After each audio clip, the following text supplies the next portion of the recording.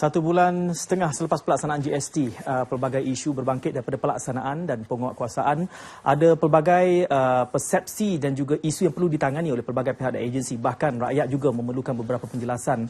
Dan ini adalah hakikat yang disebut sebagai teething problem kepada sesetengah negara dalam pelaksanaan rejim percukaian baru. Timbul elemen penyesuaian. Dan berapa lamakah tempoh penyesuaian yang akan berlangsung dalam konteks Malaysia? Landscape khas dibawakan pada malam ini khusus untuk kita cuba meluruskan beberapa isu yang ditimbulkan oleh masyarakat, pihak pedagang dan juga pihak agensi pelaksana. Untuk tujuan pada malam ini selama 1 jam bersama saya Syed Munawar bercakap tentang susulan daripada pelaksanaan GST, dan menariknya kerana hari ini kami cuba menampilkan untuk melengkapkan lanskap isu GST ini. Berbagai pihak memberikan warna-warni perbincangan ini. Anda juga boleh berinteraksi bersama kami. Manfaatkan laman Facebook Lanskap. Sudah pun ada beberapa komen yang akan kita angkat. Dan kelihatannya seperti isu berkait dengan telco, suatu yang sangat popular dalam mata hati rakyat.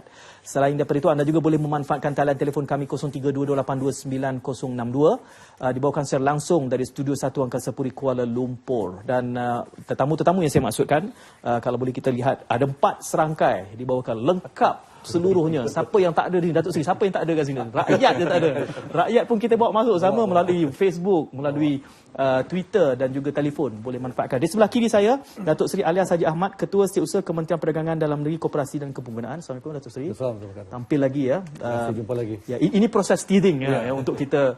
Kira macam empat-empat ni macam doktor gigi lah ya. Teething problem. Terima kasih bersama. Encik MC Vanessa juga kita tampil sekali lagi. Timbalan Setiausaha Bahagian Cukai Kementerian Keuangan. Datuk Subro, apa khabar? Back by popular demand, Datuk Subro. Terima kasih kerana kesabaran terus tampil bersama kami. Datuk Subramaniam Tolasi, Pengarah Bahagian GST Jabatan Kastam Diraja Malaysia. Encik Michael Kang, Timbalan Presiden SME Malaysia, mewakili pedagang. Boleh ya? Boleh kita anggap sebegitu. Oleh kerana kita sedang menangani proses yang disebut teething problem, itu saya sebutkan, ini kira dentist lah yang saya bawa ni. Selama mana agaknya Datuk Seri teething problem ini dalam konteks Malaysia ni? Jangkaannya 6 bulan atau kita baru sebulan setengah? Kita proses untuk memberi kefahaman, edukasi kepada masyarakat kita di Malaysia ni bukan masa singkat. Kita bermula lebih setahun yang lalu, hampir 2 tahun. Sebenarnya isu untuk pelaksanaan GST ini dah berbangkit sejak akhir 90-an atau pertengahan 90-an lagi. Jadi bila proses edukasi kita buat kepada semua pihak, baik NGO dan semua level masyarakat kita, dan sepatutnya ini tidak berlaku lagi masalah masyarakat tidak memahami apa yang hendak dilaksanakan di dalam GST itu sendiri. Jadi saya berfikir bahawa dan mengikut trend selepas 49 hari GST dilaksanakan ini, saya rasa insya-Allah kita dapat melaksanakan lebih baik daripada setengah negara-negara lain yang melaksanakan. Saya mencontoh kalau di Australia 1 tahun setengah untuk stabilkan pelaksanaan GST, dan jiran kita di selatan 8 bulan melaksanakan. So saya harap kita lebih cepat daripada tempoh yang dilaksanakan di negara-negara lain itu.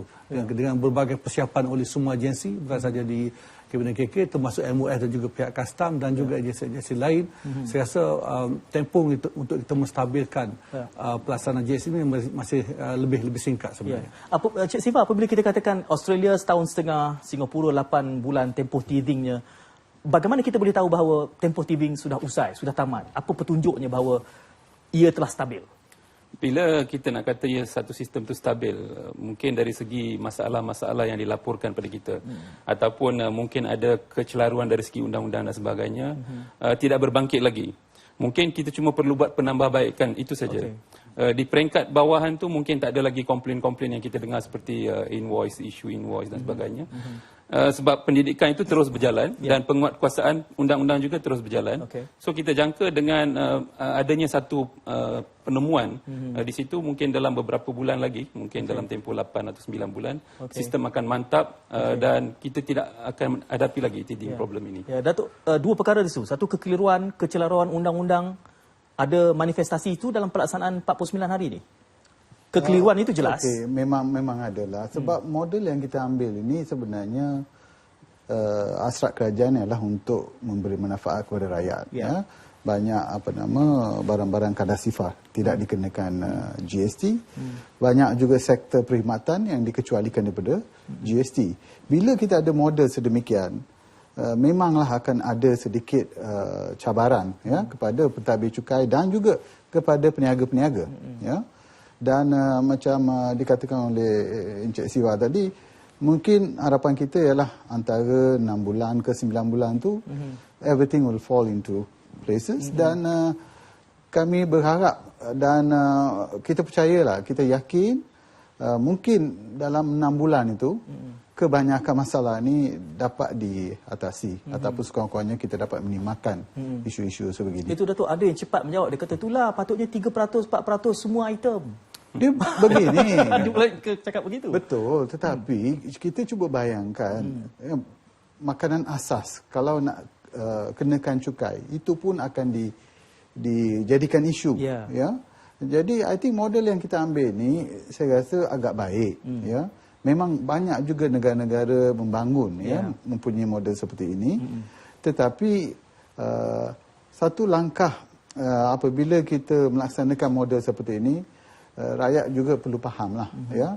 Tujuan kerajaan mengecualikan cukai ini ialah hasratnya adalah murni ya untuk mengurangkan beban cukai. Ya, tetapi kita tengok dulu dalam masa 6 bulan, 9 bulan, setahun. Satu lagi, kalau saya nak tambah dari segi pengecualian dan sebagainya. Kita juga perlu ambil kira apa sistem sebelum ini kerana ada juga barang-barang yang tidak dikenakan cukai dan sebagainya. So kita tidak mahu sewenang-wenangnya mengenakan cukai ke atas barang itu atau memberi kejutan kepada pengguna. Barang-barang asasi terutamanya. Dengan itu kita ada zero rate dan sebagainya. Sebagai contoh barangnya? Beras, garam, gula, tepung dan sebagainya. Memang sebelum ini tiada cukai. So di bawah era GST juga kita teruskan supaya barang-barang ini yang sebahagian besarnya digunakan oleh golongan berpendapatan rendah, lebih kurang 70% ni dibelanjakan ke atas barang-barang ini. Ya, sebenarnya kalau 2% ke 3% ke 4%, 5% akan jadi isu juga. Akan tetap menjadi isu. Tetap jadi isu juga. Isunya adalah bagaimana kita menyesuaikan dalam kerangka semasa. Soal pematuhan dan disiplin pedagang, Encik Michael, menjadi isu yang dikatakan memburukkan keadaan kerana keengganan ataupun keingkaran pedagang ini memberikan tekanan kepada agensi dan kerajaan. Kerajaan pula perlu menjawab. Walhal yang membuat halnya adalah pedagang. Pedagang semua banyak lagi masih belum faham lagi semua sistem GST punya sistem. Sekarang dia menjalankan semua lagi masih ongoing learning, dia proses learning. Macam di kampung atau small town lagi banyak itu pedagang belum faham lagi macam mana buat dia ikut sistem. Sebab dia menjalankan, dia akan membaiki mengikut itu semua. Dia lagi kita nak lagi bagi sesi-sesi penerangan ini buat belum cukup. Belum cukup lagi. Kita masih lagi bagi bekerja dengan Ministry of Kewangan dengan Custom, kita akan bagi hand holding lagi.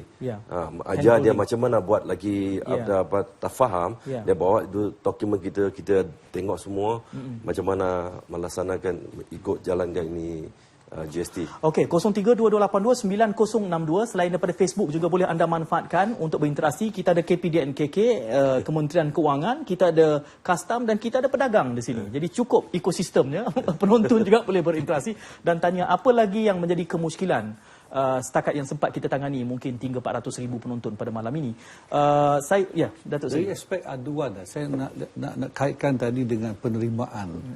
Semenjak kita melaksanakan GST bermula 1 April yang lalu dan sekarang sudah 49 hari. Saya nampak trend aduan pengguna kepada KPDNKK sudah menurun. Dari semua saluran yang kita sediakan. Kalau e-aduan sudah sampai sekarang 4,900 aduan kita terima daripada day one sampai kepada semalam. Tak banyak. Itu melalui aduan. Kita ada juga melalui micro GST dan sebagainya. Tetapi yang penting ialah melalui aduan tu kerana sudah establish sudah lama. Tetapi trend harian kalau kita perhatikan pada awal memang menurun. Kalau dulu kita terimakan melalui proses aduan ni dalam 181 hari, dan sekarang dah makin turun. In fact kalau bilik gerakan kita tu kita panggil pusat gerakan anti pencatutan. Sampai sudah ada sampai 15 call satu hari sahaja.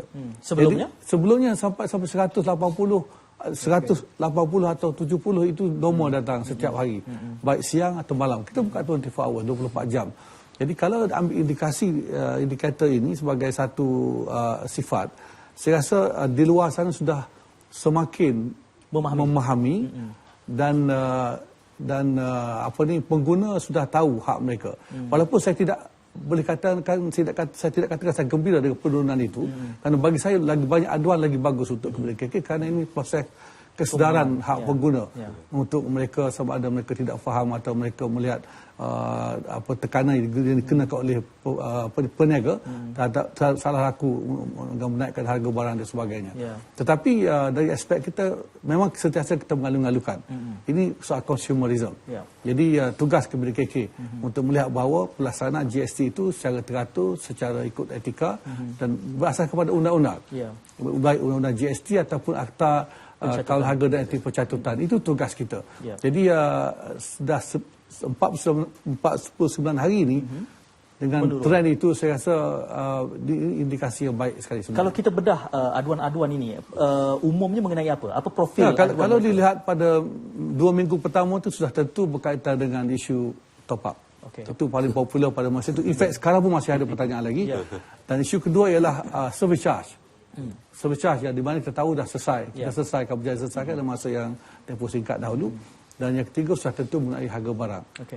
Yang lain-lain itu tentang khabar yang kenakan GST sebagai hal biasa lah. Tapi harga barang sekali selepas isu top up dan isu isu service charge tadi, harga barang masih lagi dominan dengan 55%. Jadi ini kita welcome sebab apabila aduan kita boleh direct to the source, ambil tindakan terus. Jadi tak perlu kita lagi dalam berapa-apa mencari, membuat siasatan atau mencari peniaga-peniaga yang menaikkan harga. Walaupun untuk makluman pendengar semua bahawa sejak hari pertama dan sehingga semalam kita dah membuat pemeriksaan 307,000. Di seluruh negara, di semua daerah, di bandar besar, bandar kecil, termasuk luar bandar sekalipun. Yang dah kena tangkap pun nampak ada? Itu kita boleh bincang lepas ni. Dan tindakan tegas memang kita tidak buat tolak ansur kepada peniaga yang bagi saya tidak beretika ni lah. Yang sengaja mengambil kesempatan. Tapi pada masa sama juga kita membantu peniaga-peniaga supaya mereka memahami pelaksanaan sistem itu. Seperti yang Encik Mike sebutkan tadi, kita juga menjaga hak peniaga dan juga menjaga hak pengguna. Dua perkara ini kita kena balance. Itu tugas kerajaan. Kita tak boleh menyalahkan peniaga saja kalau mereka tak faham. Itu our duty untuk memastikan mereka memahami pelaksanaannya. Tetapi sekiranya peniaga yang tidak beretika, sengaja mengambil kesempatan, dia terpaksa menghadapi hukuman-hukuman yang ada pada akta kita, baik akta GST di bawah custom ataupun akta kawal harga dan itu pencatutan di bawah Kementerian KK. Kita ada pemanggil yang menanti di talian. Siapa ya? Hello. Halo, Assalamualaikum. Waalaikumsalam. Siapa ni? Saya Muhammad Tahir daripada Gemas Negeri Sembilan lah. Silakan Cik Muhammad Tahir. Ramai yang menanti nak bercakap ni. Ringkas, padat. Ini satulah Datuk. Ada kemuskin lah tentang GST ni. Jadi mana kami ni orang kampung kan. Tapi ikut suka hati peniaga lah. Contoh ni ubat-ubatan. Minggu ni saya beli di farmasi sini. Tak kena GST. Yang minggu depan saya beli tempat farmasi lain, dia kata kena GST. Ubat yang sama ke? Ubat yang sama. Tapi yang mana satu kena GST, semua pun tak faham. Lagi satu saya nak tanya tentang buah-buahan. Kerajaan kata tak kena GST kan. Tapi bila saya beli buah tu RM5 dekat pasar raya, dengan harga RM5, bila saya keluar, saya kena bayar RM5.30. Mana tu? Yang sebenarnya kerajaan tak detailkan barang tu yang perlu kena GST pada rakyat semua. Jadi mana rakyat tahulah. Gitulah. Assalamualaikum. Encik Tahir, sebentar. Encik Tahir? Ya. Sebentar. Melainkan Datuk-Datuk, tuan-tuan ada ingin bertanya spesifik? Buah apa? Buah apa? Boleh tahu buah apa? Contohnya buah anggur. Anggur, okey. Itu ubat-ubatan lah. Ubat. Biasa saya memang selalu beli ubat lah. Tapi memang tua kan. Jadi mana start GST 1 bulan April lagi tu, saya beli, tak ada kena. Saya dah ke belakang ni pula, tiba-tiba saya beli tu naik. Harga dia. Saya tak pasti apakah soalan saya ini boleh membantu atau tidak. Cik Tahir, boleh saya tahu di mana lokasi tempat beli? Saya di dia Gemas dan Bahau Negeri Sembilan. Spesifiknya di jalan mana kalau tak menamakan kedainya pun? Biasa farmasi lah. Farmasi ni Bukan apa, sebab pihak berkuasanya ada di sini. Esok mereka boleh turun. Boleh turun. Saya jamin. KPDN KK. Saya jamin kalau orang berkilat, Baik. patut dilebihkan berkilat. Baik, Encik Tahir. Ya. Encik Tahir, Datuk Seri Alias memberi jaminan besok KPDN KK akan besok turun. pagi kita akan pergi. Besok pagi KPDN KK akan turun ke kedai tu. Di Gemas dan juga di Bahau. Cubalah pergi. Gemas, Bahau. Beli satu bak tu. Ini pekan Kalau besar tak sekali. percaya, Pekan tak besar boleh ni, saya Encik Tahir. datang di Perak Baru 2. Kalau Cik, spesifik tempat tu Encik boleh. Tahir, boleh spesifik tempat sebab pekan tu agak besar. Pekan tu besar juga, boleh kata besar. Pasal dia ni Susah juga KPDN KK macam nak... di Bahau ni dia adalah Parlimen Jebol. Okey. Tak, nama kedai. Nama kedai boleh? Atau jalan. Jalan di mana? Nama kedai tu apa saya Jalan ni. Nama jalan. Ya. Nama jalan di mana kedai tu? Jalan. Nama kedai dia Jalan. Jalan. dia di Gemas lah, yang saya kena GST ni di Gemas. Okey, di Gemas ya. Pekan Gemas bersebelahan dengan Maybank. Okey, cukup. jelas. Itu cukup. Maklumat itu cukup. Tengok betapa berkesannya media kita. Kami bawa KSU bereskan besok. Jadi ini Okey, Encik Tahir, terima kasih Encik Tahir dengan ulasan daripada Datuk Seri ya. Okey. Terima kasih. sekiranya ada kekeliruan, ada dispute sikit tentang dan ketidakfahaman dan boleh terus mengadu kepada KPDN KK yang berdekatan. Okey. Kita ada Seremban, ada cawangan-cawangan. Ataupun telefon terus kepada 1800 886 800. Itu nombor yang popular, hotline. Kita tak payah bayar apa-apa. Telefon insya-Allah kita akan turun. Itu dari segi kita akan jaga hak pengguna. Tentang sama ada item tu kena GST tidak, saya ingat ada custom atau PMR boleh jawab. Ya, tapi dia dah sebut sebelah Maybank tu esok tak ada lah GST kat kedai tu. Tapi Tuan Syed, dua perkara tadi. Yang pertama, bukan semua ubatan tu dikenakan cukai GST. Ya. 4,200 jenis ubatan tu diberi kadar sifar, tidak dikena. Jadi ada ubat yang kena GST, ada ubat yang tak kena. Untuk buah-buahan, semua buah-buahan fresh, yang segar ni Disebut tadi anggur ya. juga termasuk anggur lah, kadar sifar. Okey. Jadi kalau ada, kita juga mintalah telefon hotline kita 1300 888 500. Okey. Yang itu mengenakan GST ke atas barang-barang kadar sifar itu juga merupakan satu kesalahan. Ya. Cik Siva, mungkin nak menambah? Itulah, mungkin di peringkat permulaan pelaksanaan GST seperti yang maklumkan oleh Encik Tahir tadi, dia beli pada 1 April. Mungkin ada sedikit masalah sistem di pihak peniaga dan sebagainya. Adjustment memang period, 1 April tu banyak kedai yang ada tersilap charge, ada yang kena patut kena tak kena, coding tak betul dan sebagainya. Benda tu memang berlaku dalam minggu pertama. Kita juga terima banyak aduan sebegitu. So mungkin selepas tu dia beli telah diperbetulkan. So mungkin di situ punca. Jadi Cik Tahir kena pergi semula ke kedai yang tu. Semak, kerana itu boleh sebenarnya maklumat langsung dengan rakyat begini yang banyak membantu untuk tindak balas kan daripada pihak berkuasa. Cuma dalam profil masalah yang timbul ini, sejauh mana Encik Michael peniaga kalau dalam pemerhatian SME Malaysia, dia ada dua kategori tadi tu. Sama betul. Ada yang ignorant atau degil. Ini ada dua level. Ignorant dia sebab tu kampung-kampung kecil dia tak faham. Adakah GST, tak ada GST. So dia charge dulu. Dia charge, kalau tak charge gunakan rugi. Dia tak faham, dia faham selepas dia adjust. Oh ini tak ada GST, dia baru pulang balik. Dalam pemerhatian SME Malaysia, berapa banyakkah kedai yang seumpama itu di kawasan luar ni? Estimate berapa ribu? Banyak. Tapi saya kurang setuju Tuan Syed dengan Cik Michael punya pendapat lah. Wajar ke peniaga ni mengenakan cukai untuk walaupun barang tu kadar sifar, dia claim ignorance. Ya, padahal dalam kita punya portal tu kita dah masukkan barang yang kena cukai, barang yang tak kena cukai, buku panduan pun sudah dikeluarkan. Jadi kalau peniaga sendiri tidak mau mengambil inisiatif untuk mengetahui barang mana yang kena, barang mana tak kena, macam Cik Michael kata tadi, dia ambil jalan mudah, semua kenakan. Kenakan dulu. Bagi saya tak wajar lah. Ya? Saya juga ingin menambah sedikit masalah yang dibangkit oleh Encik Michael tadi.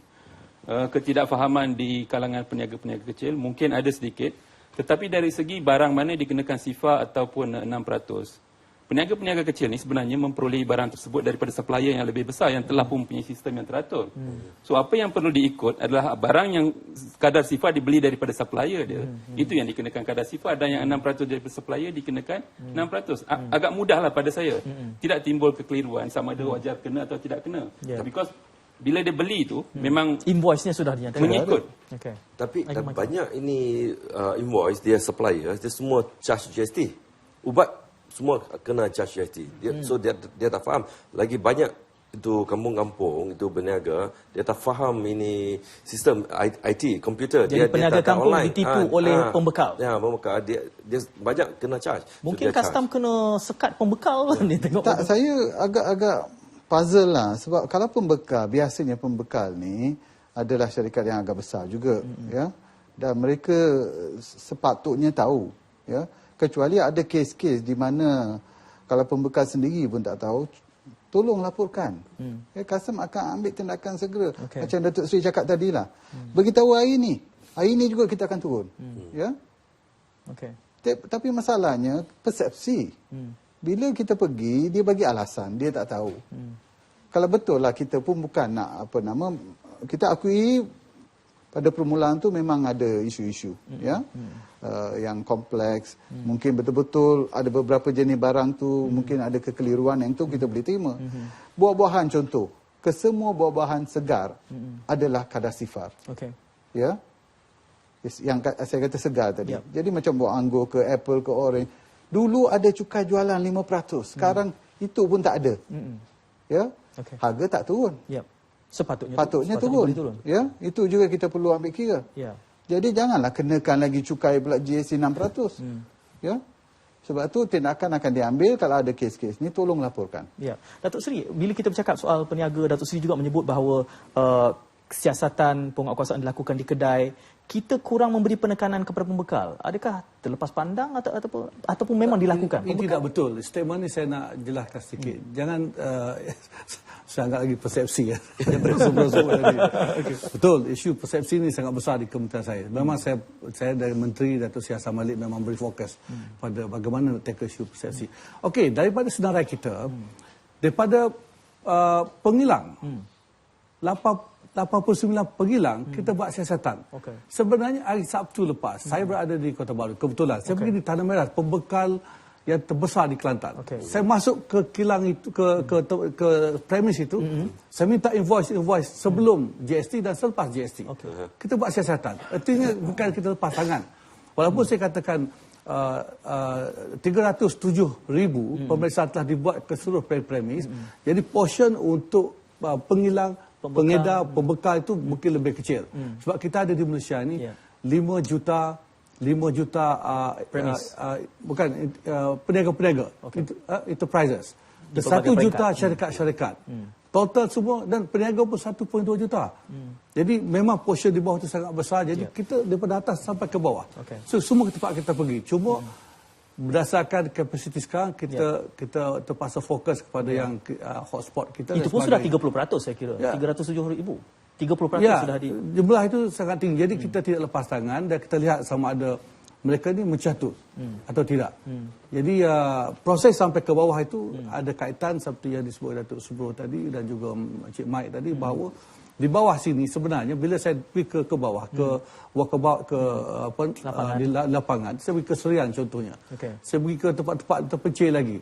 Bila saya temu dulu ke peniaga itu, dia tahu. In fact, yang jual sayur, jual ikan dia tahu. Di Sarawak itu dia tahu tak ada GST, cik. Tak ada GST sebab kami ambil pun tak ada GST dia. Jual ikan, yes. Betul, maknanya mereka tahu apa yang sepatut mereka tahu. Dan mereka bercakap pasal GST. Jadi sebenarnya overallnya kebanyakan mereka dah mula faham. Dah mula faham apa yang kena GST dan apa tidak kena GST. Tetapi balik pada etika tadi. Adakah peniaga ini sengaja nak mencatut ataupun dia memang mengikut harga pasaran sebagainya. Dan mesti ingat di sini, peranan KBDKK, betul Akta Kawalan Harga dan itu pencatatan di bawah Kementerian KBDKK. Tetapi kenaikan harga bukan maknanya mencatut. Ini kita kena faham. Kenaikan harga dengan mencatut dua perkara yang berlainan sama sekali. Kenaikan harga disebabkan berbagai faktor lain. Tetapi mencatut, dia boleh mencatut mengambil keuntungan berlebihan dan kita ada mekanisme untuk mengira sama ada menentukan ia mencatut atau tidak. Mencatut atau tidak. Walaupun 1 sen saya katakan, dia mencatut. Jadi ini yang kita kena faham perbezaan. Jadi kenaikan harga boleh berlaku di mana-mana bila masa dengan berbagai sebab. Ya. Okey. Kita ada pemanggil lama dari Johor menanti di talian. Hello, siapa? Hello. Assalamualaikum. Siapa di talian? Dari Johor katanya. Saya Hajar Rama. Siapa nama? Puan Hajar Rama. Hajar Rama. Silakan Hajar, ringkas, padat. Assalamualaikum. Waalaikumsalam. Saya nak tanyalah. Ya. Tetap barang yang dikenakan GST tu, kalau dia dah packing tu, dia tak tahu harga Dia hanya tahu barcode je dekat situ. Okey. Jadi bila kita tahu tak, kita tak tahulah kita tak GST atau tidak. Tak nampaklah harga dekat situ kan. Sebelum GST dia ada tahu harga. Okey. Bila GST dia tahu barcode situ. Okey. Itu satu. Satu lagi. Ini di pasar raya mana ni, Hajar? Kajau Baru. Jalan mana? Jalan mana? Jalan Kacung. Jalan Kacung. Okey. Satu lagi bila saya selalu beli bug food tau. Bug food macam kacang ke apa benda kan, biskut kan. Sebelum GST dia letak harga 1 kilo RM20 tu kan. Katakan dia dah packing tu katakan 200 gram. Tadi baru RM4 kan. Jadi bila GST dia terus naikkan harga berat yang sama RM2.70. Okey. Jadi maknanya daripada kalau dalam sebelum GST dia ikut berapa gram katakan berapa gram 200 gram katakan RM2.24, RM2.25 gantung pada berat tau. Jadi benih berat yang sama tapi dia terus tahu dekat tu RM2 dekat box tu RM2.70. Bila kita punch dia punya barcode tu bila nak bayar harga dia RM2.55, GST RM15. Hajar? Ya. Yang Hajar beli RM2 itu bila tarikhnya dan yang sebelum RM2 GST. Sebelum? Sebelum GST harga dia dekat situ dia paste dia dah buat kan RM20 1 kilo kat dekat tempat tu kan. Lepas tu katakan harga dia dia punya berat 150 gram. Harga dia RM2.24. Jadi bila kita punch RM2.24 kan. Sekarang ni dia packing yang sama, berat yang sama. Harga dia terus naikkan RM2.55. Okey, baik. Jadi dia punya GST RM15. Okey. Hajar? Okey, itu satu. Satu lagi saya nak tanya. Ini yang kedua dah, ketiga. Okey. Kalau dekat farmasi kan, kita beli koyok salon pass tu kena GST tak? Kolok salon pass? Okey. Kena kalau ikut mengangguk daripada kesemua panel, dia kata kena. Kena. Koyok salon pass kena. Jadi bila kita sakit kepala, letak makin sakit kepala kan? Tapi kan, jadi saya sebelum GST, saya beli RM8.70. Bila saya dah GST, RM9.20. Betul lah, lebih kurang. Okey. Itu saya nak tanya lah kena GST tak. Jadi yang tadi tu saya nak pastikan lah sama ada barang-barang yang kena GST tu dia hanya dia paste barcode saja ataupun kena tulis harga berapa sekilo. Farmasi jalan mana ni Hajar? Ni farmasi jalan mana pula ni Hajar? Farmasi tu kat Jalan Kauda. Kita tahu nama jalan sebab kita ada token kedai ni boleh besok pagi dia boleh pergi. Hajar. Ya. Sebentar ya, tuan-tuan ada nak bertanya dengan Hajar? Nak jawab. Okey, terima kasih Hajar. Letak telefon dulu tuan-tuan, kita ambil nafas seketika dan kita akan kembali selepas ini menjawab soalan daripada penonton. Jangan ke mana-mana. Soalan panas-panas.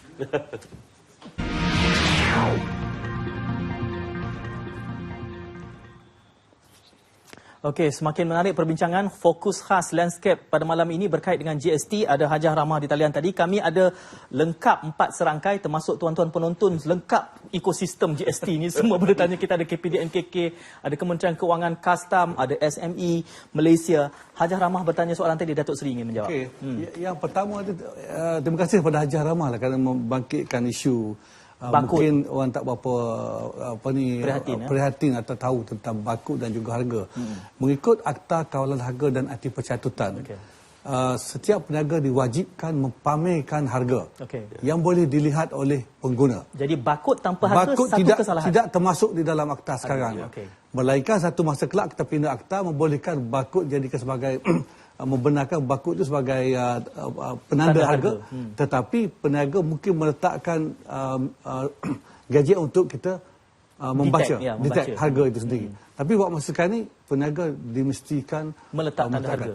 Pagi tadi saya berada di Bintulu. Saya pergi ke satu pasaraya dengan menteri saya. Kebetulan saya bersama pergi menteri. Kita buat spot check. Kes yang sama. Dan kita saman. Kita keluarkan notis. Berarti kalaulah peniaga itu hanya meletak barcode tanpa tanda harga, itu satu kesalahan. Tak boleh. Mesti ada tanda harga di situ. Hajah jangan lupa yang laporkan. Mesti tapi dah tahu jalan di dia. situ. Dah tahu jalan. Tolong tangkap besok. Ya. Datuk, tolong tangkap besok. Dia saya rasa rakyat nak tengok tindakan itu begitu serta-merta. Jadi mereka rasa didokongi, dipertahankan. Mungkin Encik Siva. Isu tanda harga ni bukan satu isu baru, daripada zaman dulu lagi, 80-an lagi kita sebelum GST lagi GST mesti pun kena letak. Memang wajib letak tanda harga. Cuma bagaimana sensitifnya pengguna itu dalam melaporkan perkara ini ataupun menolak peniaga-peniaga yang degil, yang tidak mempamerkan harga sebagainya, terpulang pada kuasa pengguna. Pengguna perlu exercise dia punya rights. Itu dari segi kepenggunaan. Ya. Kebetulan sebab malam ini langsung, jadi mereka boleh memberikan. Satu lagi dari segi tanda harga juga, saya ingin tekankan di sini bahawa di bawah sistem GST sedia ada. Harga yang dipamerkan itu adalah harga yang telah termasuk GST. Ya. Satu harga sahaja dipamerkan apabila mereka membawa kepada kaunter bayaran. Maka di situlah mereka nampak barang yang zero rate, standard dan sebagainya akan diberi satu ringkasan barang yang dikenakan GST dan sebagainya dalam invoice tersebut. Jadi pada harga, apapun harga yang dipamerkan pada produk, ia telah termasuk GST di dalamnya. Itu kaedahnya. Datuk Subro mungkin ada yang hajah. Cuma saya agak menarik kerana peniaga ni sudah ada barcode.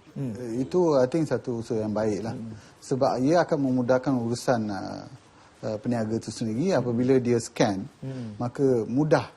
Ya, sebab dia tahu yang mana ni kadar cukainya 0 ke 6 ke, ya.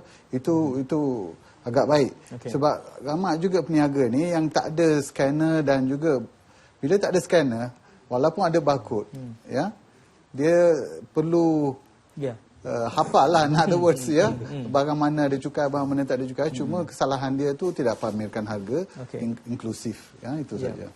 Cuma dalam pemerhatian saya, kalau kita pergi ke kedai kecil, Encik Michael, saya kira banyak juga pekedai yang tidak meletakkan harga. Sebab itu tidak menregister dengan ini GST, tapi harga mesti mau letak. Tanda harga masih wajib. Mesti wajib. Yes. Jadi supaya pembeli boleh dapat buat perbandingan secara langsung, ya. Sebenarnya tanda harga ni dah di common. Saya rasa tak nampak isu yang besar sekarang. Sebab kalau kita lihat di pasar malam, even pasar malam di pasar pagi, kedai-kedai yang kata pasar basah contohnya, almost ada tanda harga. Kalau tidak yang berbentuk itu pun tulis tangan pada situ. So mereka sudah menyedari bahawa akta itu mesti dipatuhi. Wajib dipatuhi. Wajib dipatuhi. Hukumannya kalau tak letak apa dia? Kalau kita boleh, ini strict liability, kita boleh saman ataupun compound sehingga RM5,000. Okey. Sehingga RM5,000. Yang pagi tadi kena dah. Ya. Kita dah saman tadi. Ini pagi besok ada lagi ni. Ya. Laporan tadi. Hajah sebut tadi tu. Ini kalau saya sangat rasa kesal sedikit kerana peniaga yang menjual itu pasti daripada supermarket dan sebagainya. Kalau mereka tak patuh ini, saya rasa suatu kesalahan yang tak patut berlaku. Tak wajar berlaku kerana mereka telah menjalankan perniagaan dan dah berdaftar GST. Artinya perniagaan mereka dah melebihi RM500,000 satu tahun. Seharusnya. Sudah tahu dan mereka sudah ada pengalaman. Saya tidak boleh berlaku lah begitu. Ya, di Facebook sudah banyak sekali soalan. Kita harus membuat sedikit pilihan, ya. Saudara Syahzil, mana yang wajar untuk kita ni. Tapi ada pemanggil di talian, saya difahamkan. 0322829062. Siapa di talian? Hello. Hello. Ya, siapa? Assalamualaikum, Tuan Syed. Waalaikumsalam warahmatullahi. Siapa ni? Saya Mat Hesa. Ya, silakan tuan. Dari mana, ya? Saya dari Taiping, Perak. Mat Esa dari Taiping. Jadi macam mana? Taiping pun ada masalah peniaga letak GST tak letak GST kah? Dia kenakan saya GST. Jangan buat malu orang Taiping lah. Saya beli minyak pelincir, Tuan Syed. Minyak pelincir kedai mana? Ni KSU ada sini, custom ada sini. Di Taiping, Perak ni. Taiping nanti saya beritahu dulu. Okey. Nanti saya beritahu dulu. Okey, silakan. Sebelum GST, saya selalu beli minyak ni. Castrol Magnetic. Okey. Dia harga dia RM105 sahaja. Okey. Sekarang baru saya beli sembilan hari bulan 5 tu hari. Dinaikkan harga sebanyak RM118. Okey. Itu 6%. Saya tanya ni dia. Okey. Dulu ada cukai tak ada ke tak ada minyak ni, dia tak ada. Sekarang baru ada. Castrol, minyak pelincir ya, minyak hitam lah ni. Ya. Dia memang ada surat, Tuan Syed. Dia bagi surat kat saya, dia tulis tangan saja. Tapi maksudnya sekarang ni kalau Cik Mak Isa beli, katanya dah ada GST. Dia kata ada GST. Okay. Lagi satu Tuan Syed. Yep. Nah, ada yang GST dia RM6.68. Dia charge saya. Lagi dia kata naik harga RM6. Okey. Dua perkara tu lah. Dia kata naik harga RM6. Itu sebab GST beli minyak hitam dan tukar minyak hitam di situlah. Ya. Maknanya beli minyak hitam itu, situ dah kena GST, kemudian service charge pun dikenakan. Sewaktu tukar minyak hitam. Dia kata service charge, dia kata naik harga RM6. Naik harga RM6. Okey. Okey. GST RM6.68. RM6.68. Saya kena bayar itu hari RM118. Tak apa, ini ramai peniaga yang takut dengan rancangan ni malam ni. Sebab nama kedai dia disebut. Kedai dia pun saya boleh beritahu. Kedai dia. Ramai peniaga yang risau ni. Sebab macam mana tu, Cik Mak Isa? Nama kedai dia 255. Itu dia. KSU tengah catat tu. Jangan main-main KSU catat tu. Lagi? 255 Jalan Kota. Jalan Kota. 34000 Taipei Perak. Habis, dia tutup kedai besok. Besok kedai dia tak berniaga. Saya nak pastikan Tuan Syed. Saya? Datuk tu dia beritahu tak? Sebelum ni memang tak ada betul ke dia punya GST dalam minyak pelincir ni? Okey. Tuan-tuan ada nak bertanya dengan Cik Mak Isa? Tak ada Tak apa. Mungkin saya baik. Boleh terangkan. Okey, terima kasih Cik Mak Isa. Datuk Subur akan menjawab dulu. Terima kasih. Tuan Syed, sebenarnya yang tu ada cukai jualan. Sepatutnya SST ya. Cuma apa yang berlaku dalam sebulan lebih ni ialah stok barangan, stok dalam tangan tu mereka tidak mahu menuntut cukai jualan. Ya, kita ada pulang balik, skim pulang balik cukai jualan bagi stok dalam tangan. Oleh sebab mereka ni tidak mahu menuntut semula cukai jualan itu, maka mereka kenakan GST atas harga termasuk cukai jualan. Ya, sebab tu harganya meningkat. Tetapi perkara ini saya rasa hanya akan berlaku untuk dalam sebulan, 2 bulan, barangkali mungkin 3 bulan lah. Sebab setelah stok tu habis, stok baru masuk. Ya, GST tu boleh dituntut semula. Ya, dia tak akan melekat pada harga barang. Jadi saya jangka harga sepatutnya turun selepas ini. Kalau tak turun juga, kita bekerjasama dengan Kapten KK. Tapi dia naik. Ya. Tak, sekarang tu naik tu mungkin dia ada asas sebab dia tidak mahu menuntut semula cukai jualan atas stok dia. Kalau stok baru mungkin tapi tidak menuntut bukan satu kesalahan. Ia tidak termaktub sebagai satu kesalahan kan? Berarti mereka boleh masih transfer kos itu kepada pembeli. Itu isunya. Tak boleh. Cik Siva? Boleh. Saya ada pandangan berlainan sikit. Saya beranggapan sekiranya peniaga ini mengenakan SST, dia tak tuntut. Okey, di bawah Akta GST tidak mewajibkan mereka menuntut. Tetapi sepatutnya peniaga ini mengurangkan. Kalau 10% untuk SST, dia kurangkan 4%. Kerana dia equivalent dengan 6% GST. Okey. Tetapi kalau dia tetap kenakan charge SST 10%, tambah 6% lagi GST, kita akan menyiasat dan boleh charge di bawah kalau dia bersalah pencatutan. Ini mungkin mencatut. Ya, ini satu undang-undang. Jadi dalam kes ni, terima kasih kepada Cik Mak Isa tadi telah memberi maklumat dan kita akan menyiasat kes ini dari segi Akta Kawal Harga dan Anti Pencatutan. Okey. Cik Siva? Saya bersetuju dengan Datuk Seri tadi. Dalam keadaan tadi dikatakan harga asal RM105 sebelum GST. Itulah termasuk cukai jualan. Paling tinggi kalau dikekalkan harga, campur GST 6%, mungkin dalam RM6.30 tambahan. Ya. So dengan itu mungkin dalam RM111. Kalau di charge RM118 ni mungkin ada elemen pencatutan di situ. Melainkan dia ada sebab-sebab yang kukuh untuk menjelaskan bahawa memang supplier dia menaikkan harga. Boleh sebab kadar tukaran ke. Tapi dengan sebab itu perlu disemak pula pembekalnya lah. Dengan itu tugas kita menyiasat. Berat kerja Datuk ni. Dengan ada berjuta kedai, tak mudah saya rasa KP dan KK nak memastikan. Kita terpaksa. Dia secara mudah kalau pengguna ingin buat bandingan, ambil harga asal asal campur paling maksimal 6%. Okey. Kalau apa-apa melebihi 6% itu Sudah jadi sesuatu yang ada pelik. sesuatu yang mencurigakan. Okey. Tapi dengan syarat tu kalau barang tu ada GST lah. Ya. Kalau barang tu tak ada GST, Okey. tak boleh lah. Ya. Saya rasa tuan-tuan kena datang lagi ni. Macam Datuk Seri, saya rasa macam tuan-tuan kena datang selalu ni. Banyak orang nak bertanya ni. Itu ada soalan di Facebook. Kita angkat sedikit soalan di Facebook. Sebenarnya soalan yang awal tadi, telco, kita akan cuba tangani sedikit. Ada masa berbaki ni tentang telco ni, popular sangat. Tapi Hilbert Montel ini ditanya seharga ayam bulat di beberapa buah pasar basah sebelum GST 1 April adalah RM6.90 sekilo. Tapi lepas GST dilaksanakan harganya sudah naik RM7.70 sekilo. Apakah pihak KPDN KK ada kerahkan pasar basah Miri ni? Itu soalannya. Pasar basah Miri. Jangan memastikan para peniaga mematuhi. RM7.70 daripada RM6.90 berarti kenaikan 80 sen di situ. Ya, itu sudah lebih daripada 10% kenaikan kan?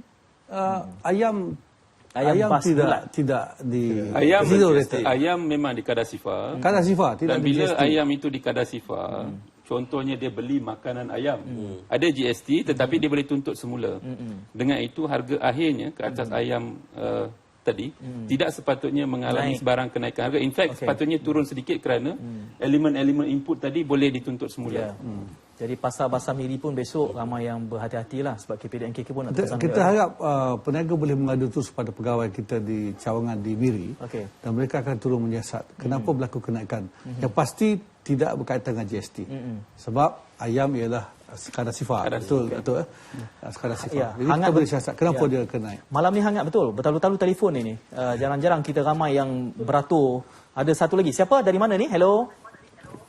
Hello? Ya, siapa? Saya daripada Raut Pahang. Dari Raut Pahang. Siapa nama saya? Siti Rafi'ah binti Sulaiman. Puan Siti ya? Ya, saya. Okey, Puan Siti. Ringkas, padat. Saya nak menanya tentang barang yang di kedai RM2 lah. Okey. Kedai RM2 tu dia mengenakan walaupun kita beli biskut RM2, dia kenakan 12 sen satu barang. Beli apa? Biskut? Kan tak kira lah biskut ke apa ke di kedai RM2. Kedai RM2, okey. Tapi kedai RM2 pun threshold dia besar. Okey, silakan. Itu saja. Ya. Puan tadi di mana? Di Pahang, di Raut? Di Raut Pahang. Di Raut Pahang. Okey, kedai RM2 di Raut Pahang tu saya rasa tak banyak. Kita tahu lah nak cari kat mana. Kalaupun itu satu kesalahan. Elok kita berikan sedikit penjelasan. Kalau dia berdaftar, masih akan kena. Sudah tentu akan ada GST. Walaupun dia jual kat RM2 ke RM1 ke, GST sudah tentu akan ada lah. Isunya kalau RM2 tadi Puan Rokia siapa tu?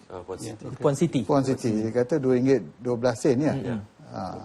Jadi boleh terimalah harga tu ya, dengan syarat peniaga tu berdaftar di bawah GST. Ya. Dan yang penting adalah Puan Siti harus tahu sama ada peniaga itu berdaftar atau tidak. Pada resit itu ada nombor pendaftaran. Dan 12 angka. 12 angka. Kalau Puan Siti pergi ke laman web custom, di situ boleh letakkan nama syarikat dan boleh semak sama ada mereka syarikat yang berdaftar GST itu tidak. Kalau mereka syarikat, walaupun dia jual RM2 Puan Siti, tapi perniagaan dia mungkin lebih daripada RM500,000. Jadi dia masih boleh mengenakan GST kalau dia mendaftar. Jadi mungkin itu boleh sedikit membantu. Soalan pertama yang tampil di Facebook berkait dengan telco. Saya tahu ada arahan tertentu berkait dengan hanya Menteri Penerangan saja yang boleh. Tetapi apa garis panduan sedikit sebanyak yang boleh kita berikan kepada penonton? Sampai hari ini masih lagi telco punya isu ni hangat di Facebook. Datuk Subro. Saya bagi custom, saya rasa isu ni dah selesai sebab YB Menteri pun dah buat pengumuman ya baru-baru ni RM10 dan dapat airtime sebanyak RM10 juga. Harga RM10, airtime RM10. Maksudnya layanan itu adalah sama seperti sebelum GST. Malah sekarang ni pengguna berada dalam kedudukan yang lebih baik. Ya, kerana konsep percukaian itu sudah ditukarkan daripada upfront kepada penggunaan. Bermakna kalau dulu kita collect cukai siap-siap. Ya, bila reload aja kena. Ya, tetapi di bawah arrangement baru ni ialah kita pindah kepada usage. Bermakna pengguna hanya akan menanggung GST apabila pengguna menggunakan. Ya. Jadi itu satu berita yang baik untuk pengguna lah. Jadi tapi bila akan berkuasa ini? Menteri telah membuat pengumuman syarikat telco diberi sehingga 6 bulan. Tapi Ketua Pengarah Kastam juga telah maklumkan kepada saya, kita cuba berbincang dengan syarikat telco supaya sama ada mereka boleh membuat konfigurasi sistem itu dalam tempoh yang lebih singkat. Ya? Dan sementara ia sedang belum diputuskan, yang berlaku sekarang ini masih lagi RM10.60. Okey, masih kekal sehinggalah pelaksanaan rasminya apabila ia dimasukkan dalam usage, penggunaan, bukan di dalam proses pembelian. Ada pemanggil, Ramai betul ni. Kita akan berikan, ada hanya beberapa minit saja lagi berbaki di sini. Ada isu yang saya ingin tuan-tuan, mungkin Encik Siva, apabila timbulnya pihak perkhidmatan local council, negeri, kerajaan negeri juga, beberapa negeri mula menyebut soal menyerap, absorb. Apa kedudukan semasa? Dalam sistem kerajaan kita ada 3 bentuk kerajaan. Kerajaan pusat, federal government, kerajaan negeri dan PBT, kerajaan tempatan. Kerajaan pusat dan kerajaan negeri memang diberi relief daripada GST ke atas perolehan barang. Tetapi PBT kita anggap satu entiti yang perlu wajib berdaftar sekiranya membuat pembekalan bercukai. PBT ada 2 peranan. Dia ada peranan kawal selia dan regulatory dan enforcement, kawal selia dan kuat kuasa. Dan di samping itu, PBT juga dibenarkan untuk mencari menjana hasil untuk sustainability setiap PBT tersebut. Dengan itu, ada PBT yang terlibat dalam aktiviti berupa perniagaan. Contohnya menyewa tapak perniagaan, menjual barang-barang tertentu ataupun menyewakan dewan. Aktiviti ini menyerupai aktiviti perniagaan. Dengan itu hanya aktiviti-aktiviti ini yang akan dikenakan GST. Dengan PBT berdaftar sebagai orang taxable person di bawah GST, sebenarnya memanfaatkan PBT itu sendiri. Kerana ada apa-apa perolehan barang ataupun perkhidmatan yang bercukai dapat dituntut semula, sama seperti perniagaan lain. Dengan itu akan menjadikan PBT lebih efisien. Ada juga negeri-negeri yang telah mengatakan akan menyerap GST tersebut bagi pihak pengguna. Ada 2 perkara yang kita perlu perhatikan di sini. Tiada konsep serap GST dalam akta kita. Berarti mereka masih akan perlu membayar kepada pembeli atau pengguna masih perlu membayar. Apa yang boleh berlaku ialah pembekal tersebut, tak kira PBT ataupun perniagaan, akan menurunkan harga asas itu. Bila harga asas turun, campur dengan GST, kekal dengan harga lama. Itu yang sebenarnya berlaku oleh beberapa peniaga yang kononnya menyerap GST. Sebenarnya tak ada konsep serap GST. Itu kita perlu fahami. Itu gimmick nak jual barang. Satu lagi tuan, biar kami rugi, asal rakyat untung. Konsep tu memang salah. Sebab apa? Ada peniaga yang berdaftar. Ya, kalau dia gunakan perkataan konsep serap menyerap ni, bermakna siapa yang tanggung GST itu? Jadi peniaga yang berdaftar, kalau ada invoice, GST-nya ditunjukkan, mereka layak untuk tuntut balik. Kerana itu jadi kekeliruan pada satu peringkat. Dia kata dia serap, tapi pada resit masih ada. Itu satu lagi perkara. Jadi penat pula pihak kita nak menjawab balik. Sebenarnya ada. Satu lagi saya juga ingin, seperti kata Datuk Subra tadi, bila sebenarnya andai katalah ada kerajaan negeri ataupun PBT yang sanggup menyerap, mungkin dia adakan satu dana berasingan, bila dia tengok resit dia tolong bayarkan. Mungkin ada yang bermurah hati dan sanggup berbuat begitu. Tetapi dalam realitinya, kalau perkhidmatan tersebut diguna oleh peniaga, bukan pengguna biasa, peniaga tersebut pula akan tuntut kredit cukai daripada kerajaan. Maksudnya dia 2 kali untung. So dengan itu, itulah saya kata tadi, tak ada konsep serap menyerap dalam GST ini. Dalam beberapa insiden, kelihatannya seperti penguatkuasaan ini, enforcement ini sukar untuk dilakukan. Di mana pihak ramai yang melihat, saya tak pasti, mungkin Datuk Seri boleh bantu saya di sini. Kelihatannya seperti peniaga yang tidak beretika ini tadi mengambil kesempatan dengan beberapa hambatan di pihak penguatkuasaan dan seolah-olah macam terbeban kepada KPDNKK untuk memastikan bahawa tidak ada penyelewengan, penipuan, tindakan tidak beretika. Itu satu, bagaimana? Kita ada dua badan atau 2 pihak yang melaksanakan GST. Kita tahu bahawa akta GST itu sendiri di bawah Kastam. Dan dia pun buat enforcement dari sisi Kastam. Manakala KPDNKK kita ada akta kawalan harga dan akti pencatutan. Khusus bagi memastikan bahawa peniaga ini mematuhi dari segi aspek kenaikan harga dan sebagainya. Dan juga di samping itu ada akta-akta lain yang kita enforce juga pada musim sekarang ni, musim GST ini, termasuklah Akta Kawalan Harga, Akta Perihal Dagangan, dan beberapa akta lain di bawah kementerian. Jadi bebadan ini sebenarnya tanggungjawab ini kepada dua pihak.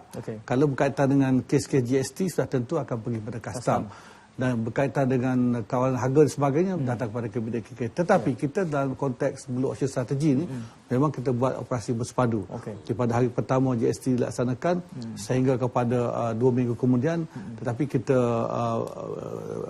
kita tangguh sekejap dan sekarang kita akan mulakan balik bersama. Sebab itu kita dapati bahawa kenaikan harga barangan ini berbagai-bagai kemungkinan. Satu saya sebutkan tadi tentang SST. Peniaga tak turunkan, tak potong SST. Dia kenakan SST plus GST.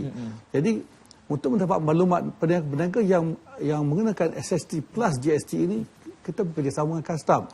Sebab di KPNK tapi itu KPNK boleh ambil tindakan. Kita sebab saya katakan tadi, kita boleh kerana dia mencatut, possibly dia mencatut. Dia ada hak untuk claim refund pada custom. Dia tidak claim. Dia pass kos itu kepada pengguna. Ini bagi saya menganiayai pada pengguna.